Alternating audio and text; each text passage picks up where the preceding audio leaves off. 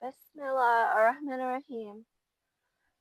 This is a series of writings from March 1 through March 16th of 2025 in making sense of the violence that's being used on Gaza.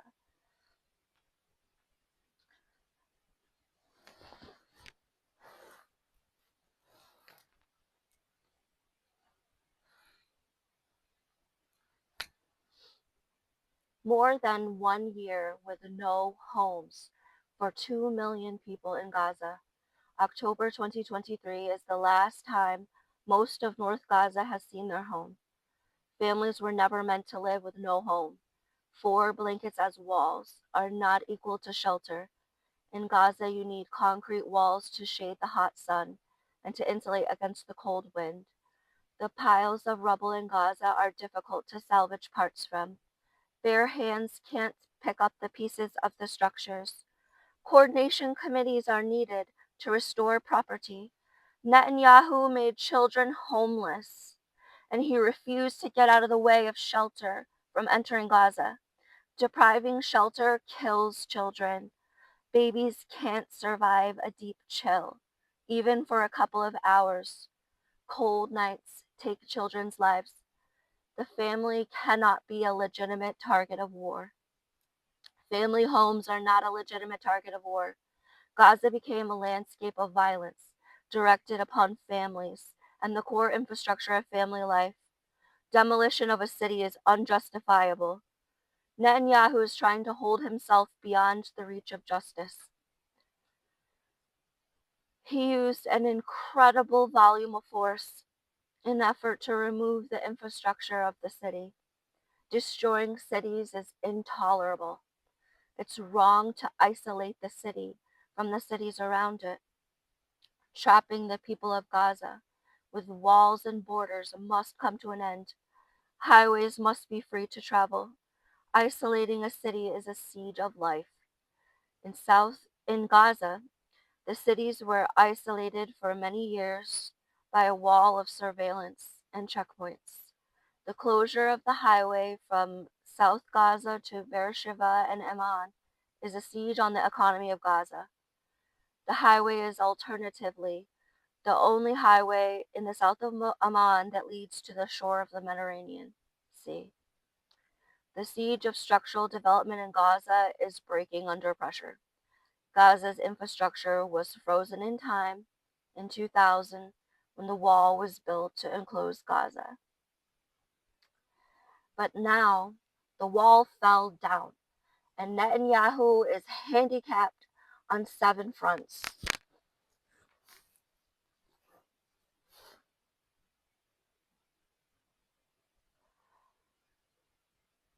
Foreign powers are offering Gaza massive development projects.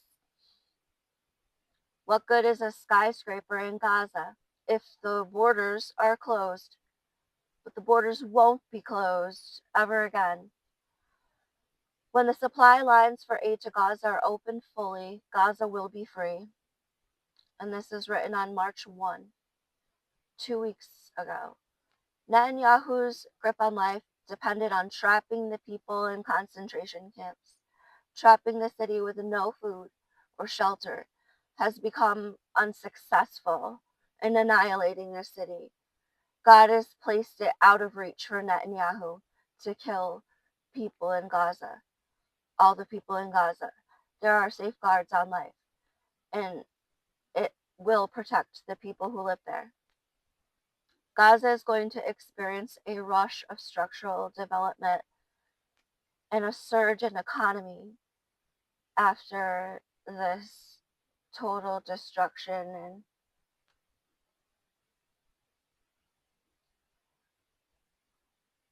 Netanyahu is spreading his forces along a very long and thin line towards Syria, where he will be overwhelmed. All of Netanyahu's effort is vanity.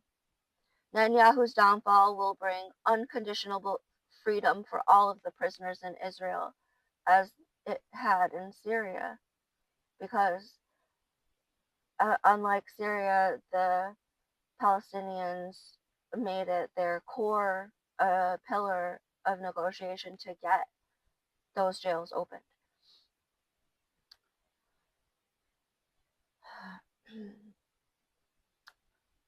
Netanyahu requires the harnessing of the two cities to wield the IDF in the region.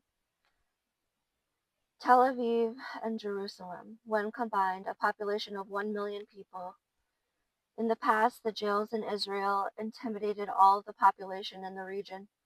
Slaughterhouses where someone is murdered every day, an offense to all of life in the area. Administrative detention won't defend the IDF delusions of grandeur any longer. This is from March 1.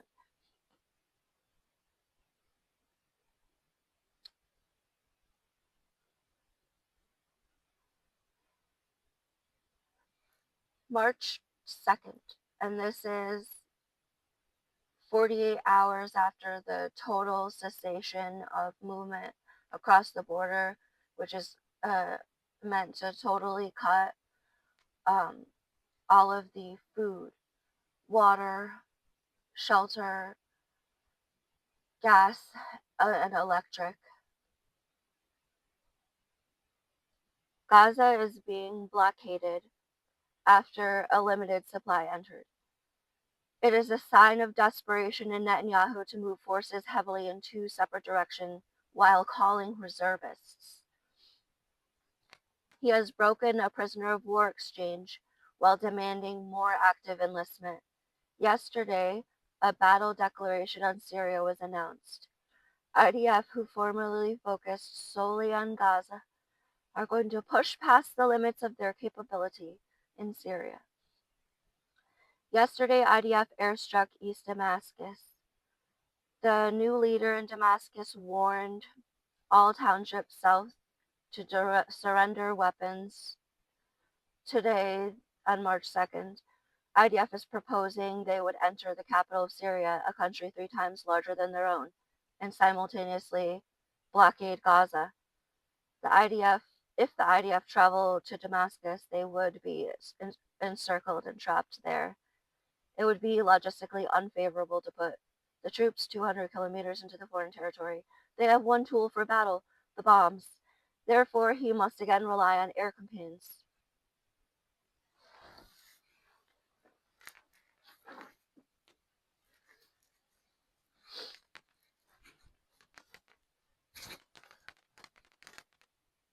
A few months ago, it was November 2024, and IDF was building up to move to Damascus. This was interrupted by international agreement. The following month, every head of state from every country in the region shook hands with the newly installed leader of Damascus. Heads of state came to Damascus bearing gifts for the country, one after the other, nonstop. Qatar sent defense weapons for the Syrian army. He feels Damascus is a bejeweled crown on his head. Saudis leaked the inner workings of Netanyahu's main weapon, the bomber fleets. IDF has never faced an actual army. Hamas had no air defense, no ability to surge troops. Hezbollah never had the tools needed to confront an invasion. After December 2024 airstrikes on Syrian defenses, the IDF replenished the one tool it had to work with, the air bombers. Netanyahu has been giving collateral for loans. He's selling parts of Israel, or he's selling parts of his foreign acquisitions in exchange for defense supplies, or someone has a project with him.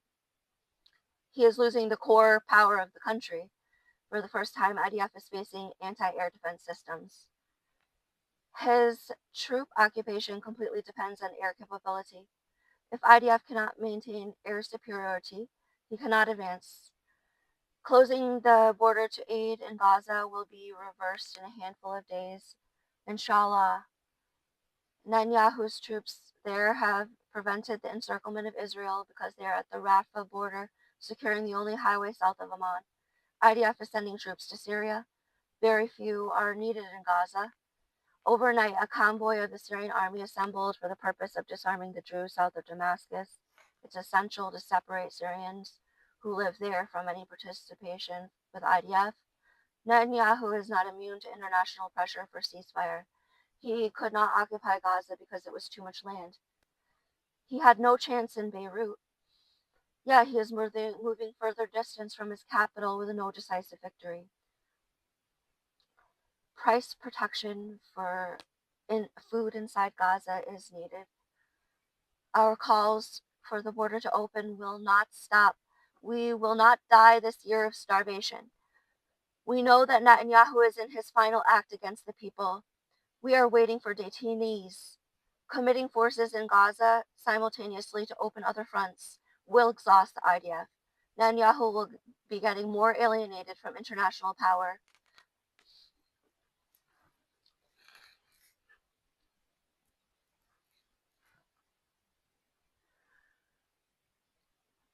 The impotence of Egyptian Sisi and the Jordanian Abdullah will cause the people to protest. Thrones will shake. When Netanyahu loses power over Israel, the IDF will withdraw. It's only a matter of time. Then Netanyahu will lose his grip on power. It's clear he is accelerating his aggression to gain some imaginary foothold in power. And this is March 3. Gaza has passed through the most dangerous time, which is 2023. After the thunder of hundreds of airstrikes daily that did not stop for 3 months, you survived. You have a good chance. Though you walked through a highway of death, you made it through. No one in history has ever had to face what Gaza faced. The first people to have a tracking system send bomber fleets on families and journalists and medical workers. No other city could adapt to such savagery towards human life. It is an international specter that disturbs world peace.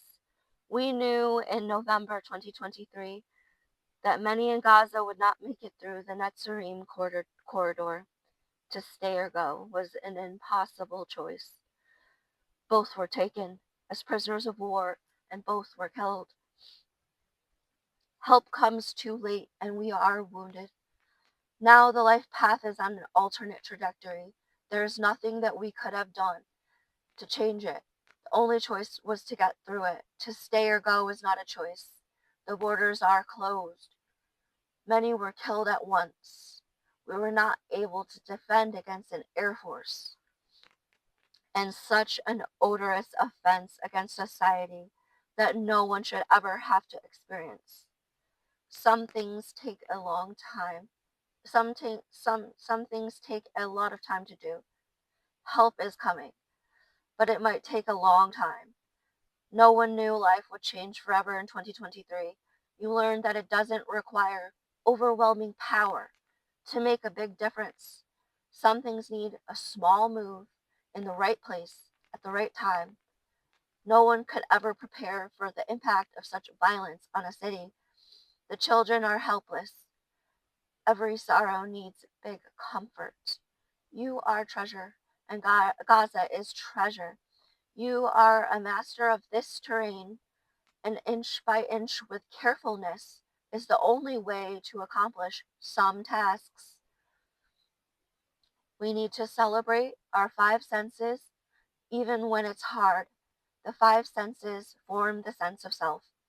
Deprivation has caused a lot of grief. We must be gentle with ourselves. Always forgive yourself for everything. Remember how the children celebrate the sensation of being alive.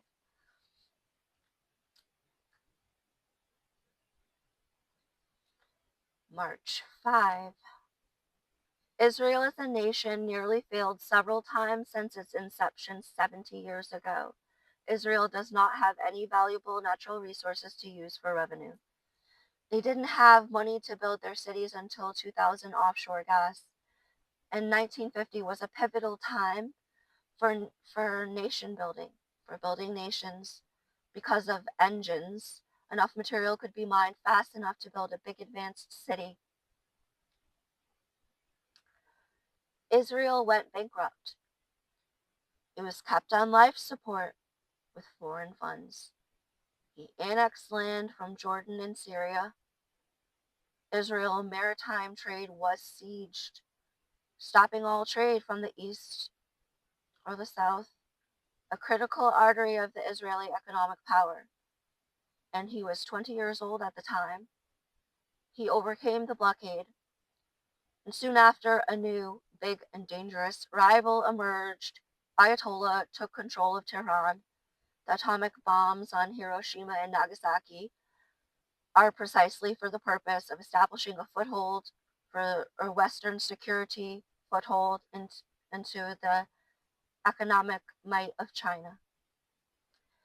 The engine was going to make the advanced civilization, and China was going to dominate the world economy.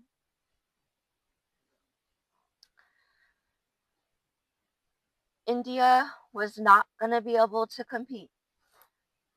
Israel was a vassal of foreign powers who had the country on life support. Sanctions on Iran were vital because rivalry with Iran was unsurvivable.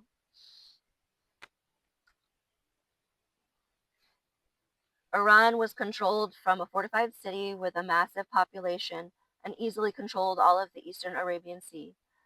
Furthermore, Iran's geography made it the biggest and inextricable influence to Iraq, because Iran and Iraq are geographic soulmates. The power of Tehran amplified. Iraq has its three biggest cities geographically linked with Tehran. Kuwait City is 5 times smaller than Tehran. More than a decade of sanctions on Iran to stop Iranian trade under the pretext of nuclear weapons. Israel turned 50 years old, and there was a new hope. Offshore gas drilling means that for once, Israel had a natural resource with economic power to build the country. Independent power, indigenous power. Israel turned 60 years old, and Iran was getting free nuclear material out of a top world producer nearby, Palmyra, Syria. More than enough to make many big bombs in their centrifuge cities beneath the mountains of Tehran. Israel was too small. Israel is too small. And Iran is too powerful for them. IDF depended on cover stories and silencing of criticism. If news of the violence of the IDF is revealed throughout all of the communities in all of the world, the communities will go after them and stop them. The IDF need a cloak of holiness. 2025, and Israel's age is in his 70s. War on 7 fronts is for the definite purpose of annexation to expand territory. Drone fleet bombers are the core of the campaign. Israel is 100% unchallenged militarily, except for 2 times, April 13th and October 1. This is written March 8th. Netanyahu has been the world's #1 campaigner of terrorism for 40 years.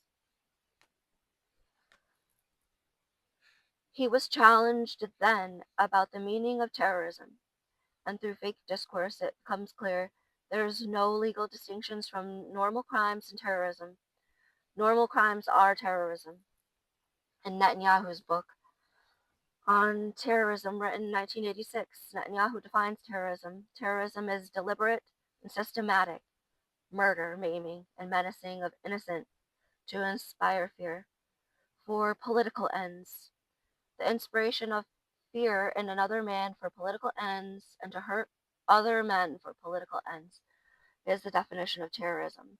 The violence must be connected with a political end, the writing of policy, so that governments are redirected using violence. Terrorism is defined as making an innocent person fear for their life so that a government policy will be changed, assuming that a rise in fear of safety for innocence is a compelling factor of law, as if governments change their policy based on innocent civilian casualties. Essential to the god of terrorism policy on planet Earth, Netanyahu, is that all terrorism is state-sponsored. It is impossible for individuals acting alone to make war and to compel governments to change policies. It is a doctrine of law that every person is held to intend the logical and probable consequences of his actions. All acts of violence by men are known as having logical and probable consequence of damage to others. Violence is never unintentional. Violent offenders always do it on purpose. Terrorism is state-sponsored violence to compel another government to change a policy in effort to protect innocent people from more violence, an offense smaller in purposefulness than the overthrow of a government. The aim of terrorism is to control a government policy using murder to extort political changes. Overthrow of government and execution of leaders is far beyond the definition of terrorism. The law of treason encompasses overthrows and assassinations.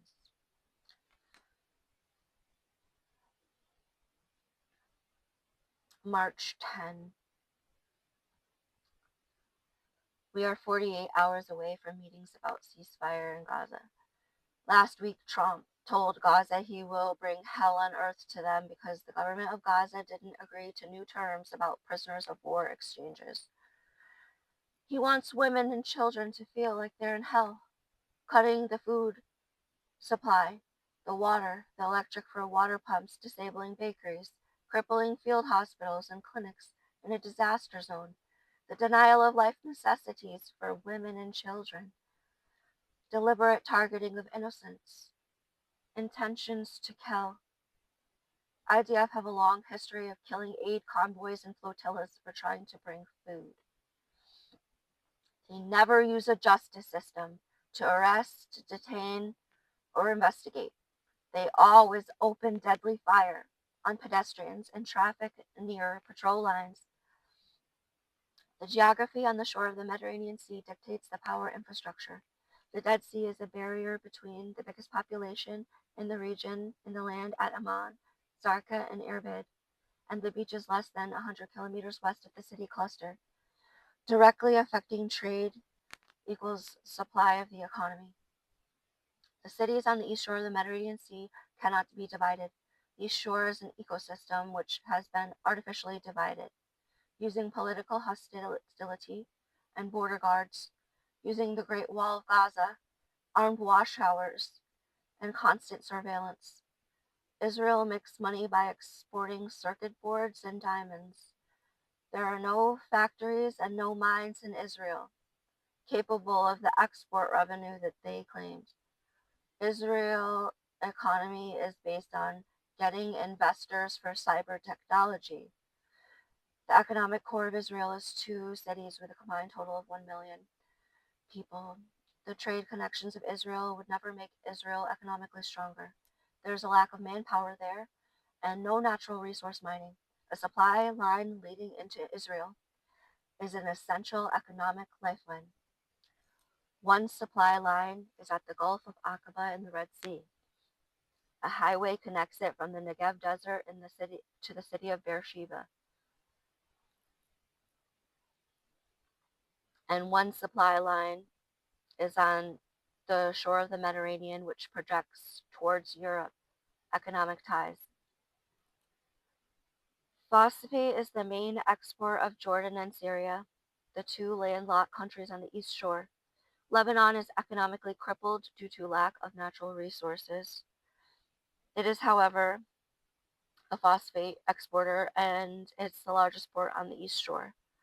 Building the economy of a city requires big revenue, or you need to take out a loan. New technology for offshore gas drilling has the economic power to give new life. Gaza has natural resource of gas. Israel is newly exporting gas surplus, its only natural revenue. Isolation of cities stops economic development. Israel is economically isolated from the countries surrounding it. And the Arabs don't recognize Israeli sovereignty.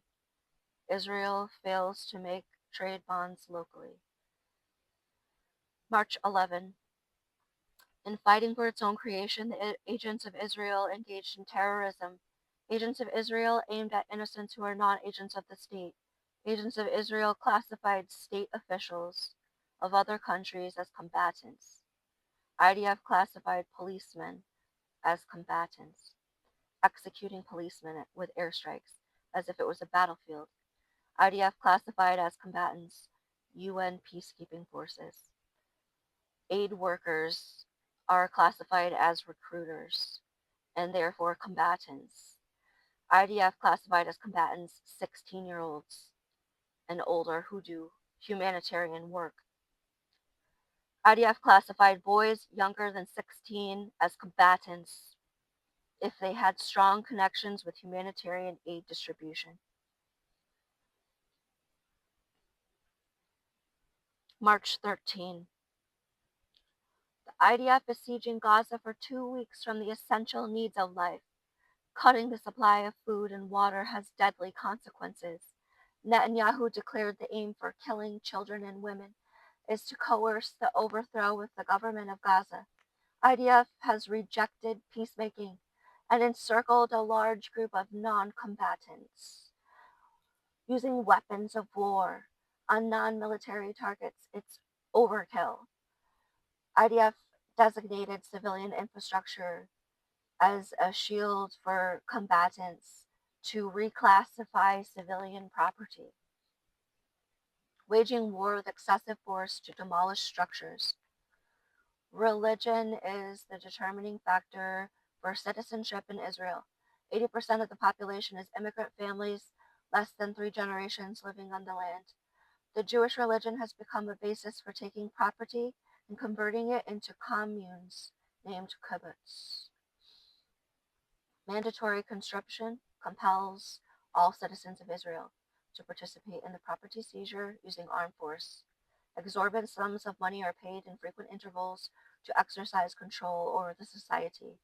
When the conscript fails to fulfill orders, he will lose the lavish lifestyle that he is being afforded, and he is unable to find a replacement.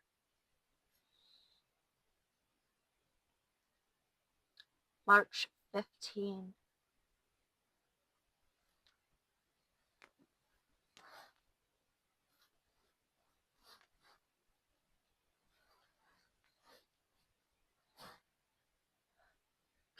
Yesterday night, IDF did a campaign of 40 airstrikes on Syria to disarm the new government.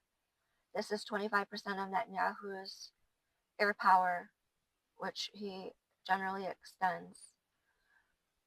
We know he was rearmed with the 1,000-pound demolition bombs last month, a 3-month supply approximately.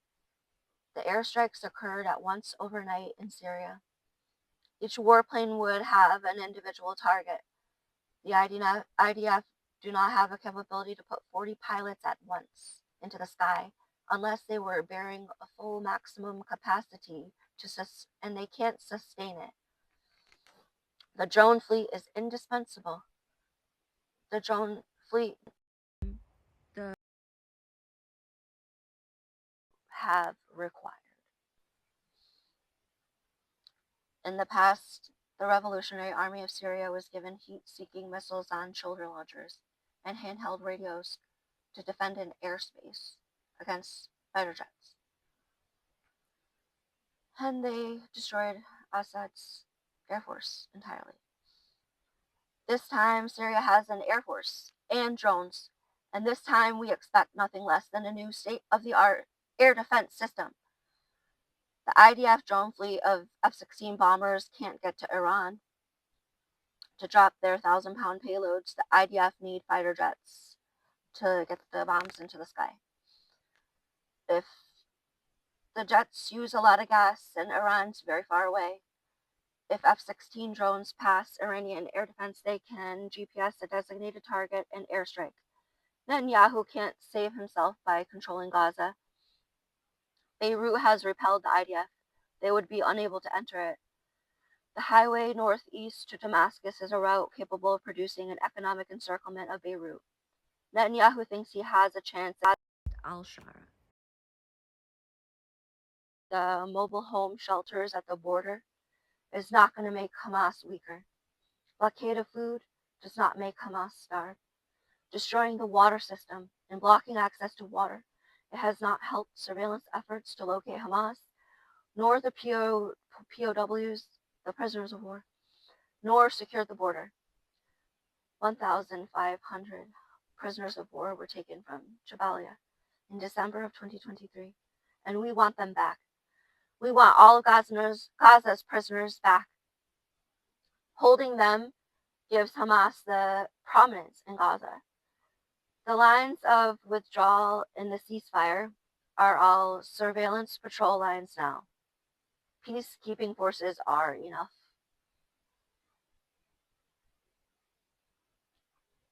The IDF executed a group of civilians, including the owners of a drone and aid workers, because the aid workers and drone operators are classified as combatants, though they have no weapon, killing unarmed people who pose no threat to the blockade perimeter.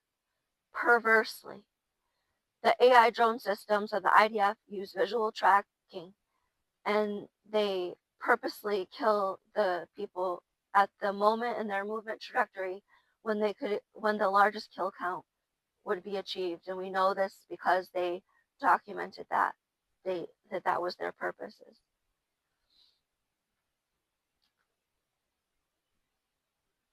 The IDF auto drones never attacked the remote control drone. They auto sniffed the cell phone signals from the group, identified them, waited for them to get into the cars, selected missiles capable of destroying the vehicle, and then just waited for them to board a second vehicle, and then deployed another missile to destroy the second vehicle. And this is a autonomous feature of the drone fleet. It has done and it is doing.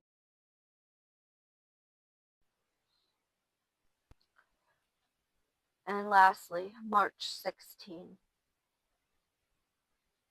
The number of bombs Israel received in airstrike packages is an absurd quantity. It cannot be defensive. Hamas has not made an offensive past the border of Gaza Strip since October 7.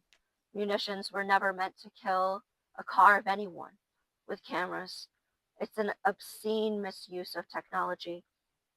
Combat technology should never be used on society. A city should never be made to fear death. The menacing sound of the killer drones should never be patrolling our cities with deadly force. Drones are meant to be air taxis. Arming drones is limited in military purpose. The airspace over Gaza must be off limits for the IDF.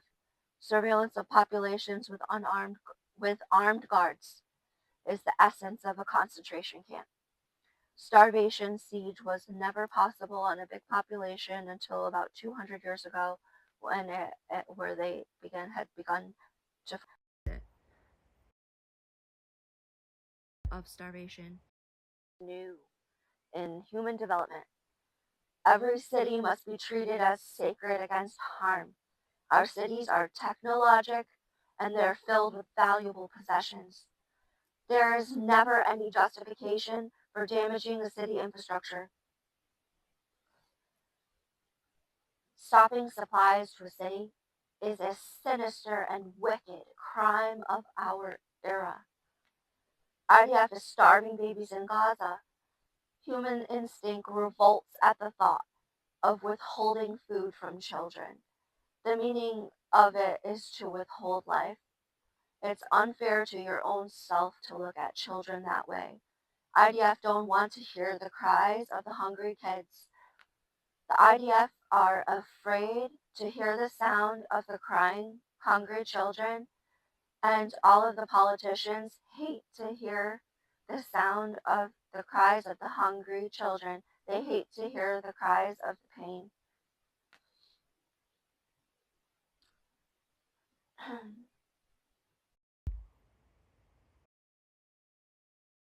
How much sleep deprivation has been caused to Gaza this year. Muscle fatigue and slowing of heart rate are the first symptoms of food and water deprivation. Starvation killed 100,000 this past year in Gaza. It's a massive haunting ghost. The killer IDF siege of food and water this past year is a mark on their conscience that will follow them off the end of this earth. It's impossible to rationalize. Only via split personality can someone ignore the reality of what an effort like this means about who they are. Attacking the health of people is beyond reason. IDF put healthcare in the crosshairs. IDF need these impacts to remain hidden in an effort to continue the path. Testimony must not remain sealed in medical records and underclothing and exhausted beneath covers.